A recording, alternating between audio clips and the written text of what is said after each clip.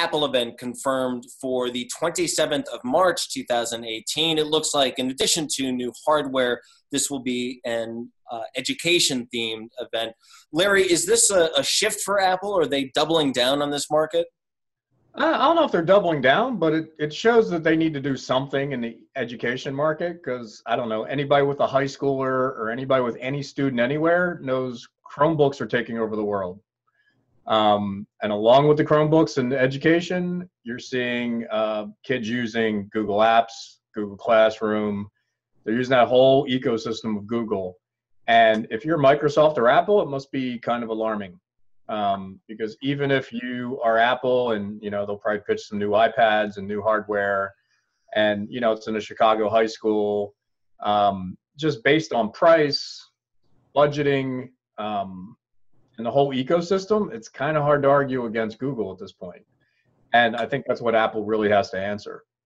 And it's funny, Larry, because Apple, I remember early on, was such an entrenched part of school computers. I think one of the first computers that I actually worked on was an old Apple IIc, and to see them, shift and now not be in the classroom as much, maybe this is a return to their roots. I don't know, but you're right. You got to do something. I just hope they come out with something more than just hardware. Because what you said, it's those Google apps or Google Education program that really make their offering so attractive. I mean, my daughter is in high school right now. She does every paper as a Google Doc, because so she can have it at school, she can have it at home, she can work at it, wherever she is. It's so much easier to use those apps, and the ubiquitous connectivity now than just a hardware play. So, Apple really has to show something beyond hardware. Yeah, well, I think that's really the challenge. Like, for instance, my daughter's high school, most of the classes use, Google Classroom, but there's one teacher using Canvas. And my God, you think that they might as well be using, I don't know, stone tablets. It's like, I want Google Classroom, Canvas is too damn hard, it's pain, blah, blah, blah. And you see this playing out in higher education too. And I mean, these are places where Apple really got its start. And I think as we move to a world where the hardware matters less and less, I don't know. I mean, let's say Apple comes out with this great, iPad, some education things, who knows, whatever they come out with.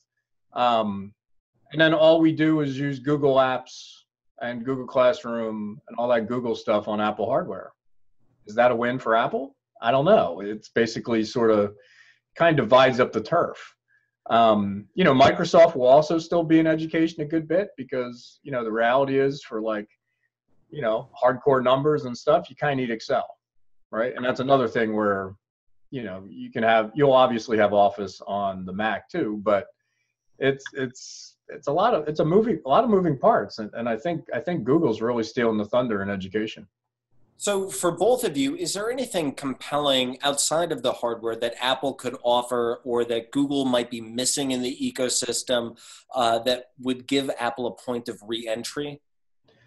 Well, Apple's still there because they can control those. They have the education app store. They have that app juggernaut, right? So they have things. But I don't really see a lot of their services and all that kind of stuff really applying to EDU in a way where, budget-strapped educational institutions are gonna, go for the pricier Apple stuff when, they're handing out Chromebooks like chiclets. So, it's kind of it's a tough market. Bill, let's look at the business technology market. And although that's not explicitly education, we will assume that if you're using an Apple device or a Chromebook in higher education, you will at some point or another become a professional. What does the professional market say against the utility or the productivity of an Apple device versus a Chromebook? Well, the thing that we've seen in the last, or at least I've seen in the last decade, is that what it means to be the hardware that you need, the apps that you need are heavily dependent on the work that you do. And I mean, I guess this was always the case, but you know, as you came up from in the 80s, from an enterprise hardware perspective, everyone got a desktop. Everyone got a PC. I mean, sure, if you were a creative professional and you wanted, or a video editor, you got a specialized machine.